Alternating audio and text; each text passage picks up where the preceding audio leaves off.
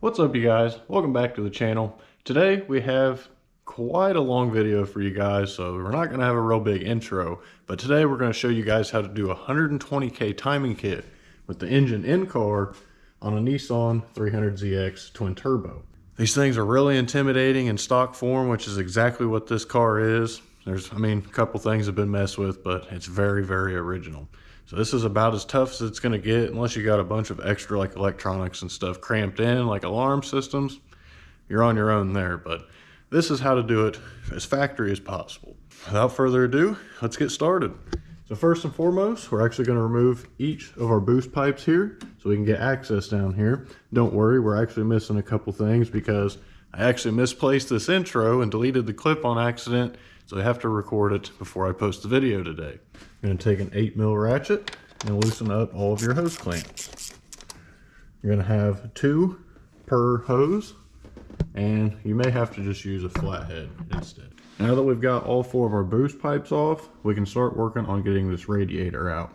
So one of the first things that you usually want to do here is I highly recommend cracking the drain, so that way you have time to drain it over time.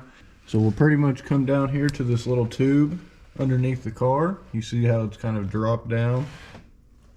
You'll spin that knob, and then that tube allows it to drain or guides it where to go. If not, you can just yank the whole thing out. But let's begin draining our coolant. And now we wait. Now while we're waiting on that to drain, we're going to start up here. Oh, looks like we've got the wrong hose clamps, at least the wrong size. We're just going to remove both of these hose clamps, loosen this upper radiator hose. While you're at it, you can also loosen your lower hose clamp as well. And for your radiator overflow, I'm pretty sure this should be a spring clamp, but we actually have a hose clamp. We're going to remove that. You can also open your cap to give yourself a little bit more flow. So now let's work on this wiring harness here in the front before we tackle the radiator, shroud, and all that to pull that up. When it comes to pretty much any old clip style connection on this car, this pick tool is your best friend. So right here, you poke it in, get your leverage, and you can slide it out. Wiggle your connector up, and if you leave your clip in, while you pull your connector up, you can push the clip back in, and it's ready to go. Pinch this single wire connector. This goes to your gauge cluster for your coolant temp. Now over here on the crank angle sensor, we're going to lift up on a tab. This connector is kind of backwards. We're going to pull this connector, or not connector, but this clip over enough to where we can unplug it. Because you got to remember the bottom side is still connected or in the wire clip locked position. So you want to move it enough to get it popped off. And again, put the clip back and disconnect. As far as our PTU goes, we're just gonna push on this tab and pull it off. Now once we have the wiring removed, and before we can fully pull this wiring harness out the way, we have these little tabs. You can see right there that folds back, but this one you need to pry it and open it, or use the 10mm that's right there. We're gonna release that tab so we can separate that and actually be able to move this wiring harness. I just pull the harness. I'm going to pull it kind of over here out the way. I'm going to get a zip tie so we can zip tie it up here so we can keep it away from the paint and also keep it out of the way of everything else.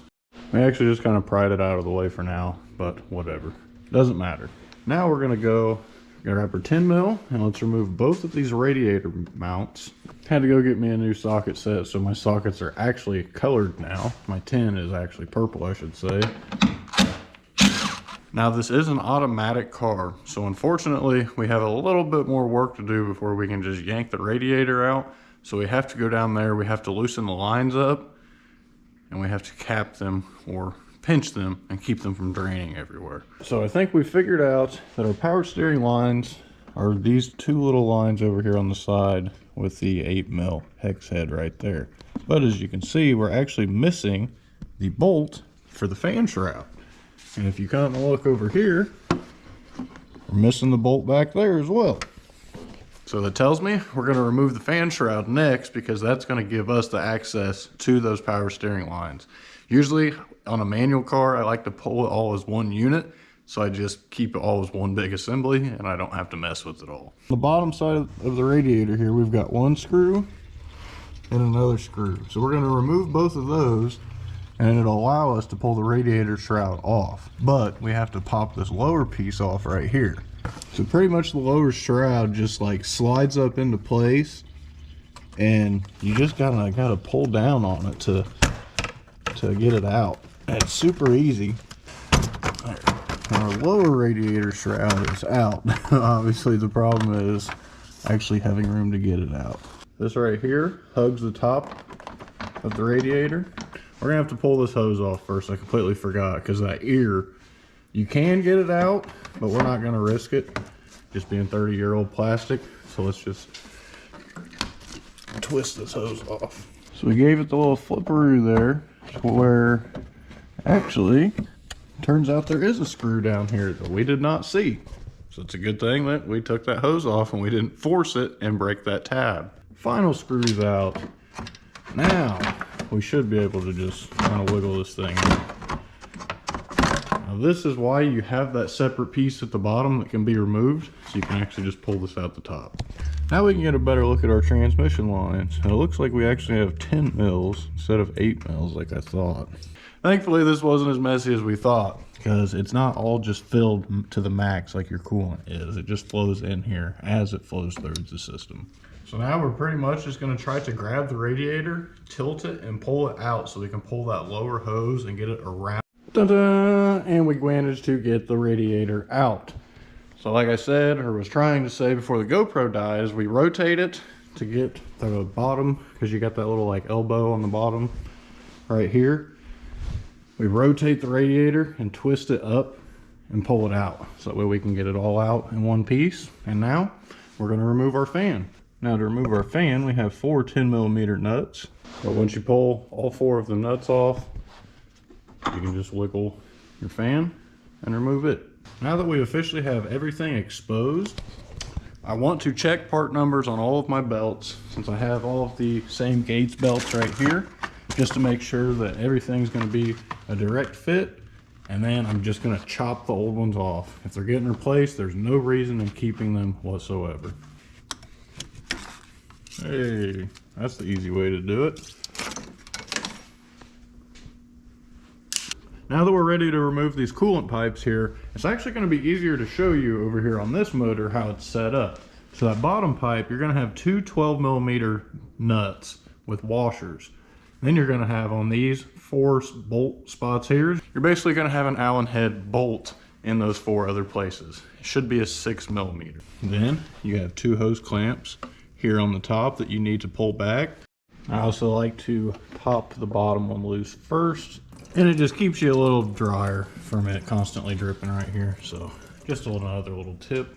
Now we can actually begin pulling our timing covers off. So there's going to be a bunch of 5mm Allen bolts all assorted throughout. If the timing cover doesn't like just fall off, you're probably missing one.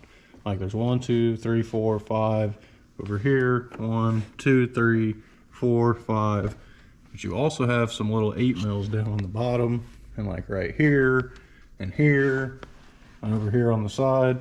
Now with a little bit of persuasion, wiggle your cover off. Belt doesn't look bad, but it definitely looks old.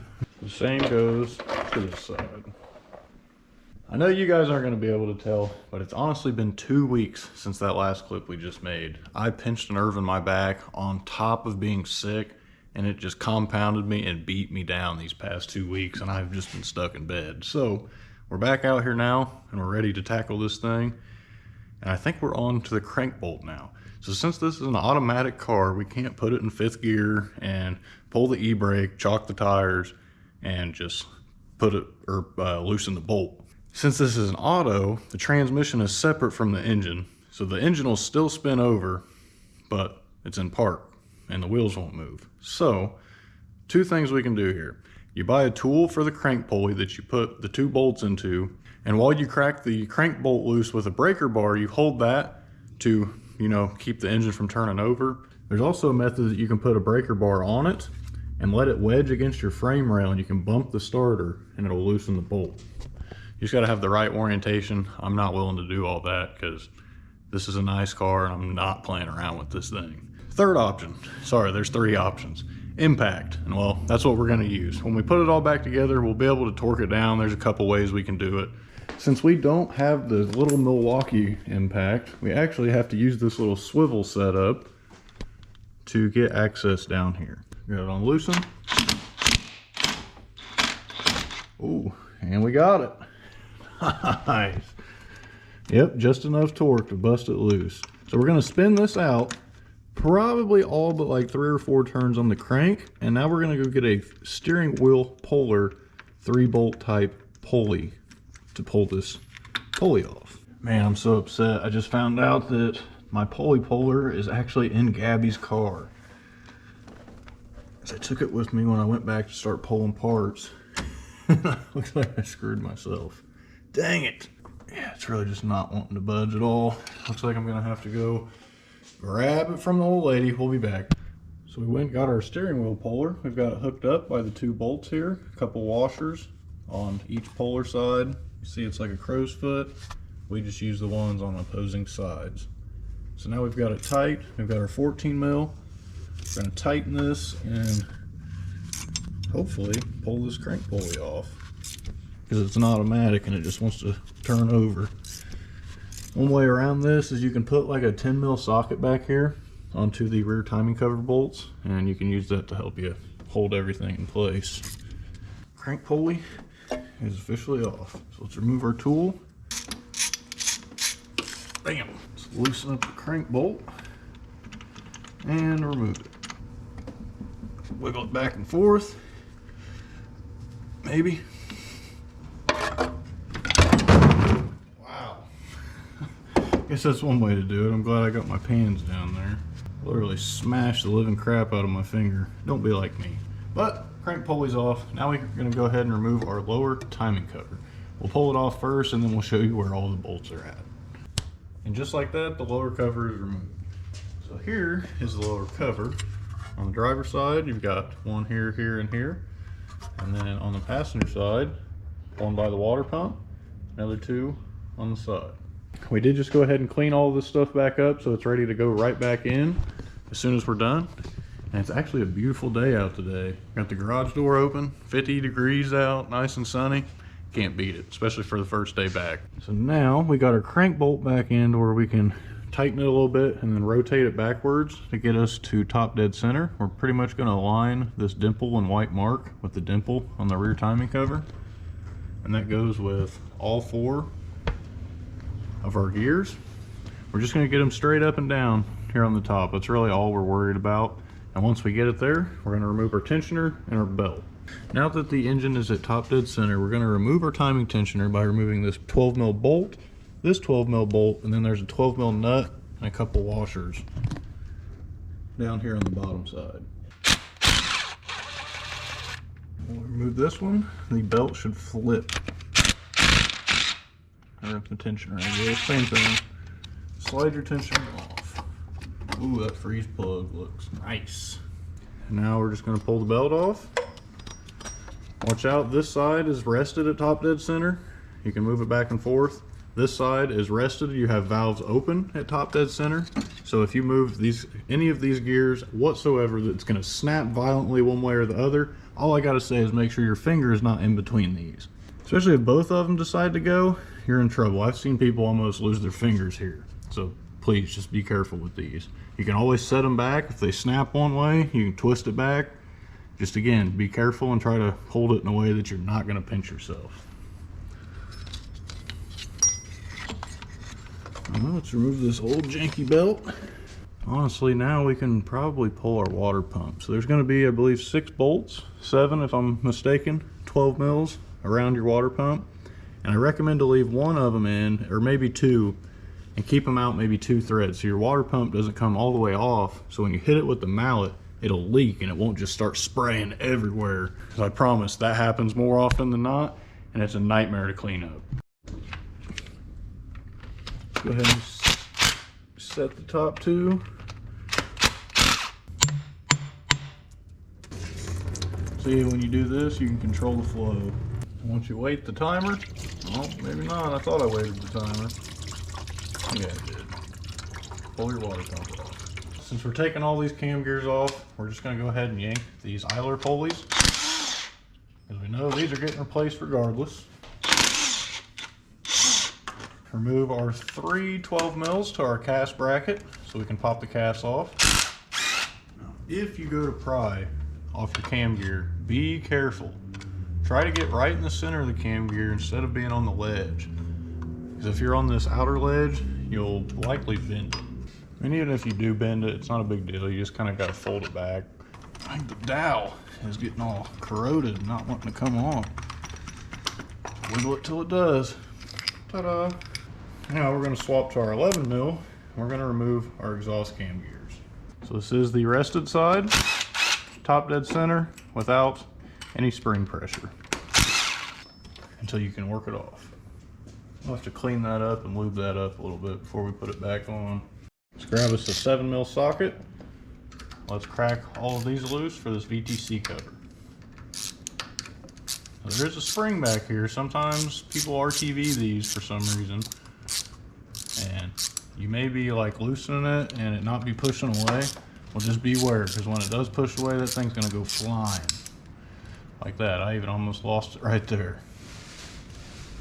The VTC spring fell out. That doesn't matter because we're replacing it. That's something you do during the service while you're in here anyways. So let's pull our O-ring off. Now we've got access to our 19 mil for our VTC gear. So I'm going to grab my big impact for this. It's torqued like 95 foot-pounds, so use whatever you need. You can also use those 10 mil bolts behind it. I've done that by myself as well, where you hold one and torque with the other. Loosen your bolt up all the way, and then this gear like always comes off easy because it's constantly lubricated with oil. Pull your gear off. So now we're going to do the same thing on the opposing side and get it to where we can remove this rear timing plate or cover and get access to our cam seals up here in the front. Just like that, got both of our cam gears off. Now it's time to take an adjustable wrench. We're going to loosen these timing covered shouldered bolts that your timing cover bolts screw into. So there's going to be one per side. Just want to loosen it up, and you'll be able to pretty much thread it out with your hands after that. Yeah, the other one's over here, and it's pretty small. Once you walk them shoulder bolts out, we have 1, 2, 3, 4 10 mils on each side over here. And once we remove those, that'll give us access to our exhaust cam gear cam seals. All right, 10 mils. Last one. Now, is it going to come off? Yeah. No hidden surprises today. Wow, this head's actually pretty clean over here. Usually this thing is super caked in grease, so it doesn't look like we've had too much of a valve cover leak, because we are doing those when we do our injectors. Can't remember if I said that or not. But here, for removing your cam seals, this Lyle cam seal puller tool is my favorite so far. So we're going to start with our intake cam. So right here, we've got this little piece. We're just going to use that to hook inside underneath of the seal. There's actually like a metal ring on the back, so that's what you're grabbing when you use this tool. Now that we got it in far enough to bite the lip, we're just going to tighten that mechanism to get the best bite that we can. And as we pry outwards, just like that. Now you do always want to go back and make sure there's no debris here in the back. So right now I can see that there's some RTV from where they put the cam caps on. Now, last thing you want is to have anything clog these VTC channels up here. Now we're going to move over here to the exhaust side. So you got to go right in on the cam. Like you have to tuck this between the cam and the seal to keep your bite. And pry just like that. We've already got our exhaust cam seal pulled. Literally that was like 15 seconds and all live at that. We're going to take a little bit of oil here. We're going to lube up here just to make sure, even though we don't really have to worry about it on this one. You really only have to worry about it on your exhaust cam gears or cams, because these ones are the full size of your seal. So you want to make sure you're all oiled up and lubricated so it slides on nicely. You don't want to oil the side of your seal because it'll help it pop out. If, say, you do have too much like crank pressure, it can pop your seal out. So you want to try to keep the outsides dry and lubricate the inside. When you're installing it, make sure you don't fold the lip. As long as you get it started, you're good. Now you can take your old seal, put it on and use it to hit to tap your new seal in. But what I like to do is I just like to grab a 3/8 extension and I'll just gradually tap it in. Make sure not to do that.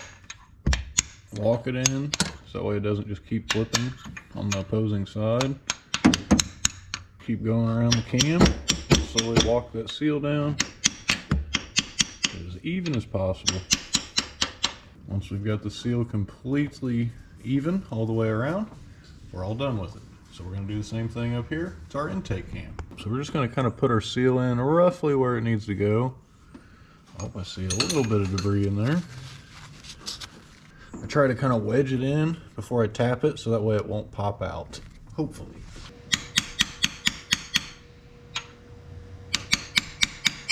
Hey, money. Looks like we got this whole bank done. Now we're going to move on over here, get our driver's side done, and then we can focus down here on our crank. So now that we've got these on, and before we move down to our crank, we're actually going to remove these 2 10 mils per each of these. So there's 4 in total. So we can remove these coolant bypass tubes. And the reason behind this is so we can open all of this up so we can clean all of this orange RTV off and get all these mating surfaces nice and fresh. Yeah, I've never had that happen before in my life. Holy cow, we just broke a bolt. Ah! Must have had some water pooled up right there and it got rusty. I think we'll be all right. I think it broke right here and I think we'll be able to grab it with some pliers or something and work it out. Not a big deal, but we'll grab a ratchet for the other one. We'll actually be back once we get all this cleaned up and we start with a fresh slate and start putting everything back together tomorrow. Now we've got it all cleaned up and it's ready to be silicone, at least when the time comes. So for now, we're actually going to install both of these before we put the timing cover or the rear covers on, just so we can ensure that we get them snug, nice and tight, and we can do it by eye instead of by feel. It's too easy to over tighten. Not really, but it's too easy to tighten it all the way and squish all your gasket out doing it otherwise. Some brake cleaner. We got both of our little outlets. Got them cleaned up. Nothing coming off on the rag whatsoever. So we're going to grab some ultra gray RTV and we're just going to put a bead around this. A little bit like that. A little messy because I'm a little shaky out here because this tube is super rock solid because it's only 30 degrees today, of course. Let's grab our hardware. Now we're just going to start hand threading them both in. Get them started so we can squish that RTV up against the heads and start to begin our seal. All right, started squishing on one side. See, when you put these timing covers on, it's hard to see up here on the top when you start squishing all the gasket out, so you know to start your curing process. And last but not least, now we get to make sure that my screw job or my tap job is correct and it lines up and allows it to thread. It appears we're all good. Not bad for my first tap job. Pretty stoked with that. All right, now we're going to start the timer for an hour. We can come back and torque that down. But for now, we're actually going to start putting our rear timing cover plates back on. So you'll have your 4 10 mil bolts and then your 1 specialty bolt. The shorter side goes over here and the longer side goes over here. Thankfully, we already cleaned these up, so they're just ready to go right on.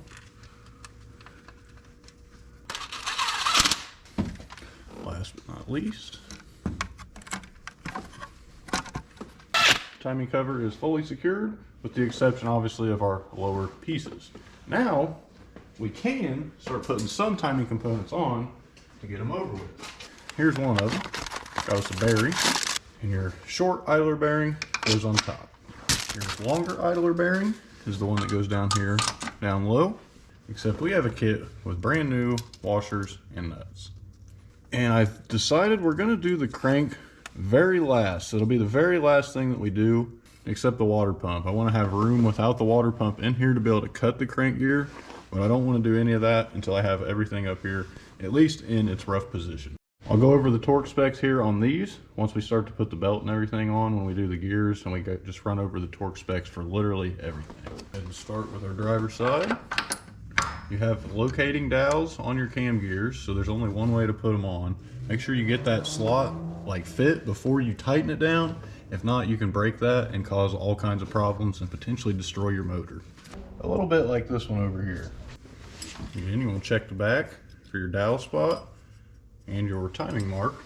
Since these are at top dead center and resting on the driver's side bank, you can move it back and forth and wiggle it on. You're actually able to torque both of these without the belt. One of them is by using the method right here. This gear you can literally just hold. It's only like 13 foot-pounds. So you can hold that while you torque all four. I usually do that when the belt's on for the exhaust cams.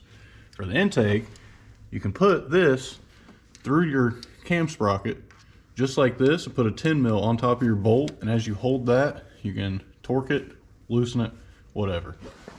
If not, these will actually jump when the belt is installed because there's 95 foot-pounds of torque that hold them on, so it's easy to make them jump back and forth. Again, with that dowel there, there's only one way for it to go on. You know once you get it. Last but not least, our last intake cam gear. You see like that, it only goes on one way. It locks right into place. I think now it's officially time to move on to our crank bolt. So we're going to try to whack this off where we don't move the crank too much. We can keep it in like position, but we're actually going to move it where the woodruff key is pointed at the 12 o'clock position, so we can actually just cut straight down on it. As long as all your cams are at the resting position, this isn't going to hurt nothing. So once we have our angle grinder, we're literally just cutting into the keyway of this thing to get it as close to the woodruff key without touching the crank or the oil pump. So we're basically just trying to cut right in here, just cut in one of these grooves and just get it as deep as you can as far across, and you'll come back with a chisel and a hammer and just whop it off.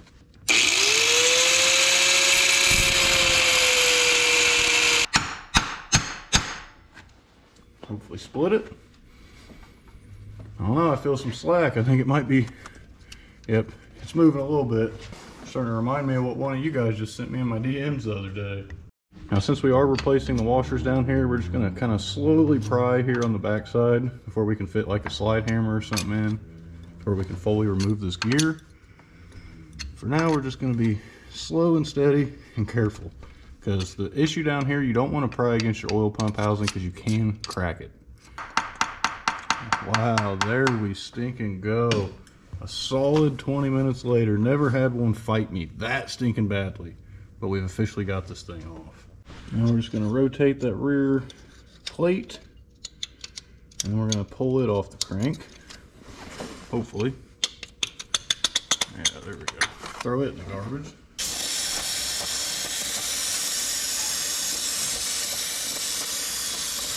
And we're going to do the same thing as the cam seals. We're just going to insert our tool underneath to where we can grab onto our crank seal. And maybe. Well, that was probably the crank seal that fought me the most out of all of them that I've ever had. So now, I'm going to take a rag, we're going to wipe that up, make sure everything is nice, dry, and clean. Make sure that you're free of debris as well. And whatever you do, make sure you do not fold the inner lip of the seal on the crank. If not, you got to get a whole new seal and try again. Once you get your seal started, after you put a little bit of oil on the inside, I recommend grabbing one of your old seals and using it to tap on so you actually do not damage your current new seal. So we'll just use this old one and we'll work it in. Or you can do something like this where you stack a bunch of seals, use a big socket, and tap it on evenly. That's probably the best way, but I always make do with the socket and hammer. Feel it out. Yep. Nice and even. All seated. Now that we're all seated, we can officially start to get the crank sprocket on. Once we're ready to start installing the timing gear, we're going to take this flat washer here, and this is actually going to go on first. This is what sits back and guides the timing belt. So I recommend putting both of your woodruff keys here, especially for the gear, if not at least one for your plate. So you can align that, and I like to leave that hung up right there on the woodruff key. I'm going to grab my gear. I'm actually going to grab some oil as well. So we're going to lube up the inside of the gear. Make sure it's nice and oiled. Gonna do the same thing down here. Rub a little bit of oil on it. Make sure that it doesn't seize as much, and you know, it'll come off a little bit easier next time, you know. Now down here is your timing mark. So this is your front, and this little indented side goes on the back. First and foremost, we'll line it up to where you can get your cam gear or crank gear started. Make sure that woodruff key is pointing downwards so it can actually ride up on the woodruff key. And we got it started. We're just going to grab a block of wood to put in front of the gear here. We're going to tap that the rest of the way on. And we do that for another 30 minutes until we can work it up on here. So we'll be back in a moment. Just like that, crank gear is officially on, and now we're ready to start with our timing belt. I am going to wait to torque these until the belt is on so I have a little bit of resistance, although the belt is not enough to hold the gear from jumping teeth. Now, one of the biggest things I can say here to make any of this make any sense and not confuse the living crap out of you is count your teeth. Between your top dead center mark here and here, you should have 24 belt teeth. Between here and here, you should have 45. Between here and here, you should have 24. And between here and your crank sprocket down here on the bottom side, that is actually 59 belt teeth in between there and there. So the best way you can do is to open your belt. So if you look at your belt, this little dotted line here is always going to go on your far exhaust cam gear. So we're going to start here, count our teeth between there and here, between here and there, between there and there. And last but not least, the 59 count from here all the way down here. As long as your belt teeth match up, at least the count number, you're totally good to go. Just worry about focusing on the tensioner after you get all of these on your cam gears. The dots on the back of the cover are just a rough estimate to help you to know where top dead center is to get this to line up to that. As you can tell, this one lines up. It's not perfect because there's a little bit of rotating or wiggle room. We have to rotate these back to top dead center, and that's going to be our biggest problem. But first, let's count our belt. So now we've got our belt on, all just roughly lined up. We've got each of our timing marks on. Don't use vice grips or anything to pinch. If you do, use very little pressure. So we've got a ratchet holding it over here. We've got our other pry bar over there holding it. So now we're going to grab the tensioner and we're going to slide it on that stud while also keeping it on this part of this shouldered part of the timing cover. If not, it won't fully rotate and it'll be kind of stuck. So we needed to get it pushed up into position. To get it started on the stud, kind of push up on it. Get it rotated over into place, and then we'll grab all of our hardware. Well, I have no idea where I made it before the GoPro shut off from low battery, but here we have our tensioner. We're just going to tighten all 3 of our 12 mils down, even our nut, just hand tighten. After we push this up about 10 pounds of pressure, pushing it this way. Before I do that, I want to compress this stopper bolt a little bit and close this gap on the tensioner just a little bit. It's already way beyond spec. And really here you don't want to tighten this very much, maybe a quarter turn every 15 seconds. Allow the tension to kind of even out so that way you don't break the stopper arm here on your tensioner. Once we got it down to about a 2 mil-ish gap, that's about where I like mine. With the combination of about 10 pounds of pressure, make sure your belt's nice and steady. Let's grab a 12 mil and let's snug up each of these bolts and keep it in position. Once you got it about where you want it, go ahead and loosen that stopper bolt and loosen it a couple turns and just like thread it out so that way you know it's not ever going to get bound up on it, and make sure you remove it before we're all said and done. But we're not there yet. So now let's grab a ratchet, because we're going to turn this engine over, and if we're going to turn it over 720 degrees. Basically we're going to flip this woodruff key twice on the crank. So immediately, once you start to pull this over, you will relieve tension over here on your tension. So basically what we're trying to do, crank it over twice, at least one time. At least one time. Do one full rotation. And now, let's read our gap. So here's our spec, what we're aiming for. This is 4 millimeters. We're actually a little too tight, but we actually have to let this sit for about 5 minutes to relieve all the tension throughout the system, and then you crank it over 720 degrees like that. I just pushed it, opened up my tensioner. I'm almost 4 millimeters right off the rip. So let's wait 5 minutes and then we can turn that over, but for now we're going to tighten these down to, I think, 13 foot-pounds. I think it's 12 to 15 is the torque spec. I always do 12 to 13. These are 95 foot-pounds. Right here, these 14 mil nuts should be, I think, 37 to 43 foot-pounds, and your tensioner, your 12 mils for it, should be 12 to 15 foot-pounds. Usually the torque of the bolt roughly ranges about what the size of the bolt is, because then it has that certain clamping force that it can withstand. So we'll be back once we have these all tightened. After they get tightened, put your springs in. All you do is sit the spring right into place, put your new O-ring in your cap, and then reinstall your cap. The foot-pound is like 1 foot-pound, so just do snug. Don't even torque it, just tighten it snug. 5 minutes later, we got it turned over 2 rotations. Now let's grab our 4 mil, see where we're at. I guess I should have waited before it closed up a little bit, because you're wanting to read it while it's running pretty much. Now, oh man, we are so close. It actually looks like we are slightly too big. So what we're going to do is we're going to tighten this back down, maybe a little above 2 millimeters, and then tighten it about the same. Wait 5 minutes and check it again. So this is why the VG has such a bad rap on a timing kit, is because you have to trial and error so many times. Unless you've done it before, you can get it on the first or second try pretty easily. About like I assume we're going to get it on this second one. But this is what gave it such a bad rap, is you just have to constantly check, recheck, and triple check. Can't forget our tensioner down here either. Set that to 12 foot-pounds. Take the adjuster bolt out of the tensioner all the way, because the last thing you want is this to rattle and somehow fall out, wedge itself down here, and if it falls in here, you're going to jump timing indefinitely.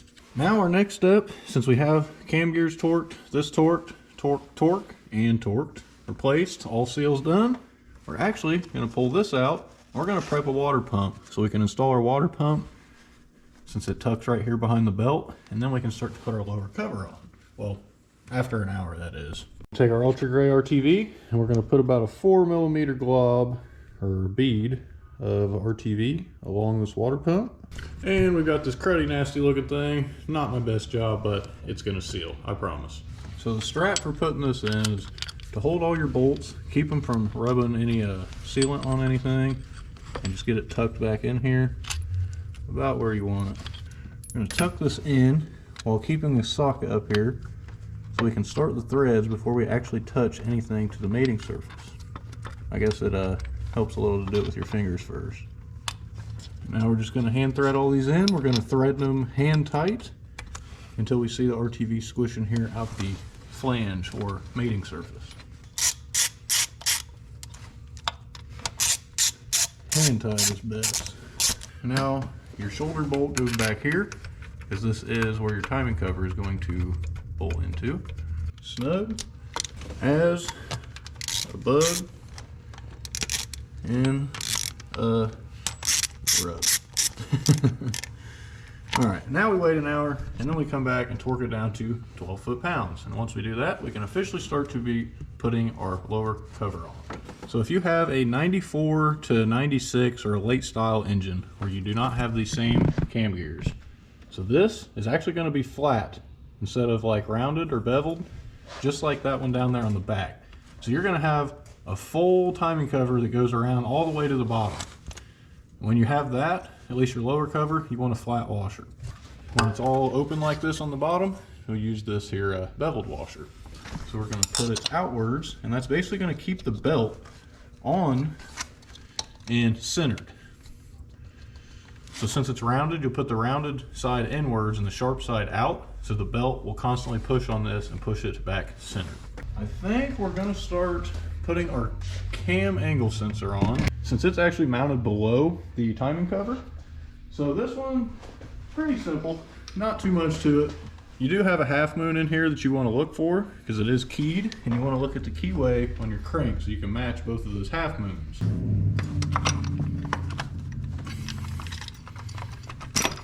Alright, now we got it straight. You can see it goes in farther than just sitting.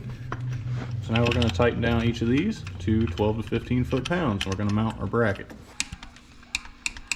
Hit that torque spec, and as soon as you hit the torque spec on all 3 of them bolts, it never hurts to go back and check your torque one final time just to make sure that It's all done, especially after you torque them all, because those values could change as whatever you're torquing settles down. So now that's in sync with the cam gear or cam, and it's actually going to read correctly now. So that's all done. I really just need to see what else we got to do here. Just going to kind of go over everything and double check, triple check, make sure that just everything is done and I'm not missing anything, because we're in way too deep to want to be missing anything. Oh yeah, how could I forget? I torqued these things on yesterday so we can put our coolant bypass hoses on. Got some nice new silicone ones. I'll take our hose clamp, transfer it from our old one, as it's really one of the only ways to do it. These things are always so stinking tight, and you really want to make sure you get it on there flat, because it is possible to kind of do it crooked and it won't get a full bite.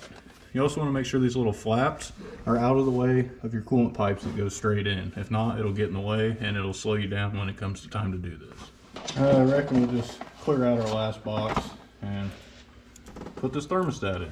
So you want to put this little weep hole downwards, so that way your coolant will actually bleed through there and you don't have to wait for it to get super full and bleed here from the top of the system. So that sits flush.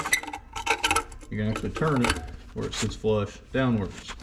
It's like 180, and you can twist it to get that perfect flat fit.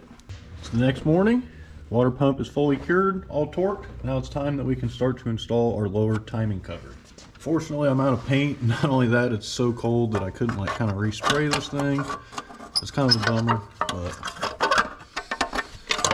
just squeeze her in there. Now we can actually start to move up here to these timing covers, except we're actually going to put our crank pulley on first. So we went ahead and we sanded down the inside of this.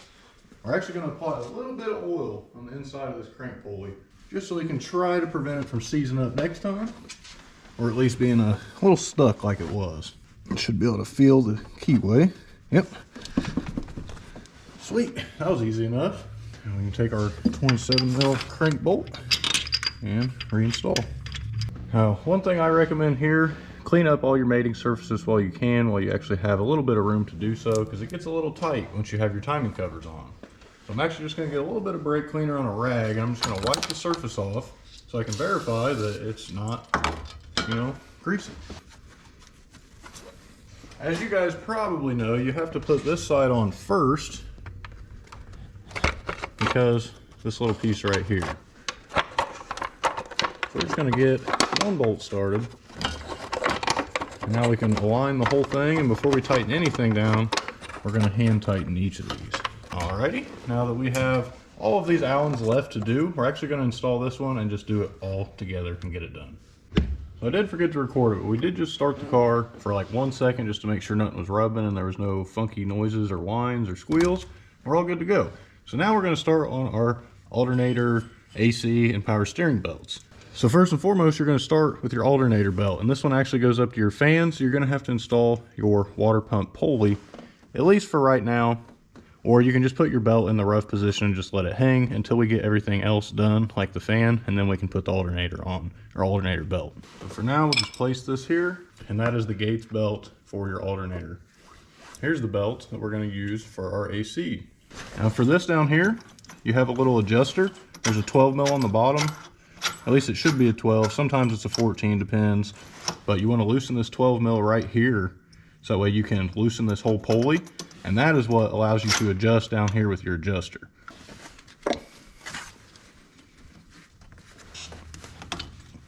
Your alternator belt's always going to be super tight. How did that die already? Full charge and it died in like 45 minutes. Should be 4 hours. And my favorite way to go about putting the power steering on, instead of actually loosening all this up, because it's always a nightmare, I just get the belt started and I turn over the crank pulley. And literally just like that, power steering belt is installed and I did not have to loosen anything up. Technically I did, so we'll retighten this adjuster. We're actually going to attempt the same thing with the alternator belt, so I don't have to do all that. Hey, and it worked. So now that all of our belts are on, we're actually going to move up here and start installing both of our coolant pipes, mainly so we can set our RTV and start our 1 hour timer and get our show on the road, getting everything all back together. This part can be very frustrating. So as you guide it, just get both of these coolant pipes, inlets, or whatever outlets started, like that. And now we'll slowly push it in until we're almost where we can screw it in. We'll just keep pushing the bolt like that. And now it's starting to thread in. So we're going to pull our socket out and we're going to tighten down the next bolt. Get them all started, and then we'll start tightening them down. Close that gap. Here's also a little trick. You can use your phone to look down here where you can't see until you can start to see it squish out.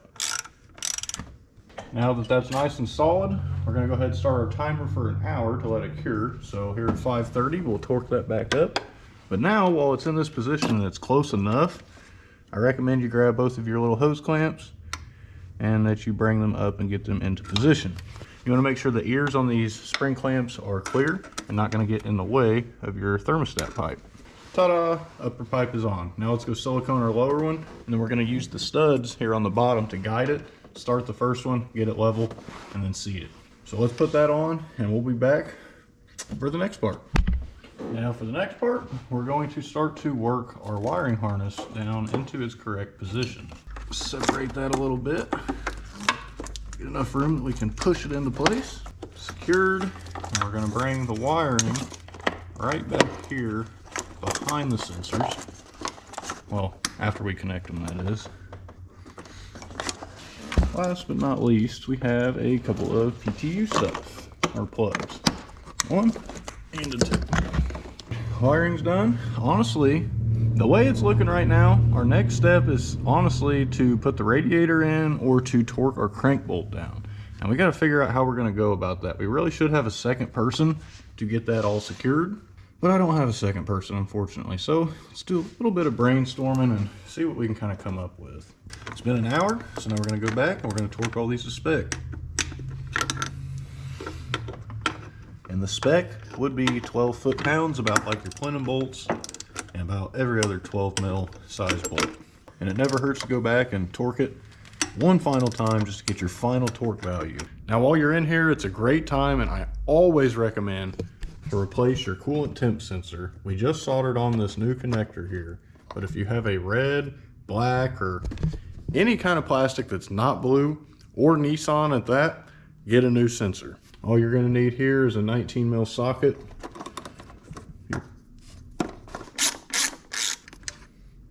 Throw that thing in the garbage. Here's the part number for the brand new sensor. Now I'm pretty sure this is most old 90s Nissan's coolant temp sensor. Make sure you put your copper crush washer underneath before you install it. Nice and tight. Just like that, we got us a brand new sensor. We're officially ready to try to finagle our radiator back here in the car. So let's make sure our mounts are nice and seated here at the bottom. Move everything out of the way.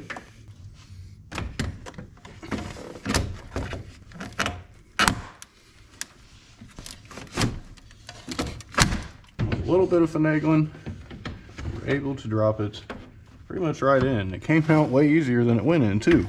Since we got the radiator in now, that means we can remove these and we can install our radiator brackets. And since this is an automatic car, we're going to hook up these two automatic transmission lines.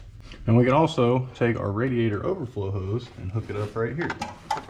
So now that our radiator is fully secured, bolted, and mounted down with our overflow hooked up, it's time that we actually put on our clutch fan, which we have right here. So that way, in turn, we can put on our radiator shroud, and then to be able to put this upper coolant hose on. Once your fan's on, you're going to have 4 10 mil nuts and resecure your fan. Now the torque spec is probably like 5 foot-pounds, but I always tighten it until the bolt actually spins the whole pulley, and I can spin the pulley around and get access to all the other bolts. So actually, we have one big thing we have to do before we drop the shroud and the boost pipes back on to finish this whole 120K kit up. And that would be, we have to tighten the crank pulley. So the torque spec, I think, is 159 to 176 foot-pounds. I always do like a 165 or... So what we're gonna do, we're gonna put a breaker bar down here with the torque wrench on the crank bolt. But since it's automatic, we can't just put it in 5th gear, chalk the wheels, and tighten it. Like in a manual, the car will be in gear and it'll try rolling forward, so you chalk it, keep it in place. That's how you tighten your crank bolt. So since this is an automatic car, we actually have to get under the car, take the starter off. We have to wedge a pry bar or a flathead in the flywheel or flex plate since it's auto. And we actually have to torque it down up here. So that's gonna be a 2-person job. Fortunately, right now, I'm trying to figure out how I'm gonna make that work. We'll show you guys how to put the shroud in. Just for now. Gotta complete the whole video, you know. So obviously, this thing slides down, take out this lower shroud piece. Just like spring-loaded tabs. See, it's just folded over, you just pull it out. Now we snake it down. So you'll have to kind of contort it and bend it a little bit to get it past a couple things. And there is a lip right here that actually hugs right here. Since we're taking it back off to tighten the crank bolt, I'm not gonna fully put it on, just like that.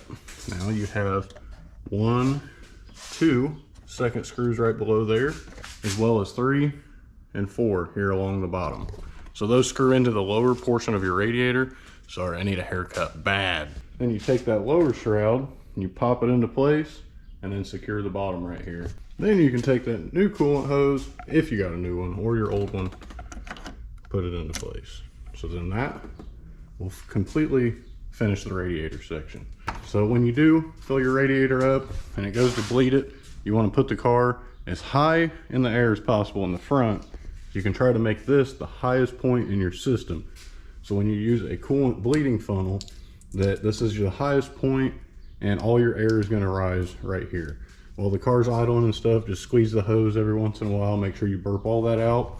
Also turn your heat on full, so you're actually pumping hot coolant back there into the heater core.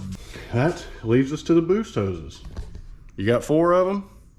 Pretty self-explanatory.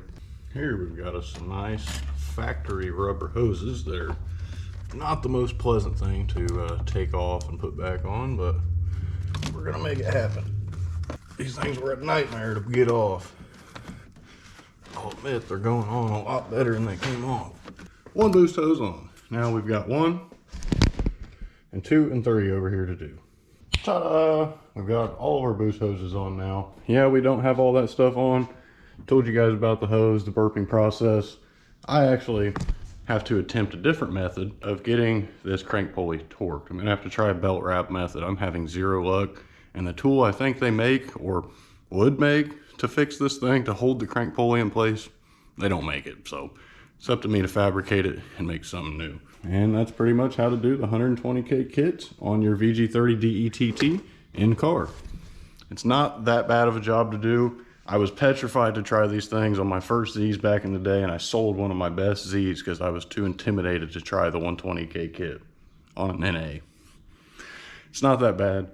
Jump in, learn for yourself, triple check, quadruple check. Once you do that, you get confirmation from other people, you'll be good to go. Don't sweat it that badly.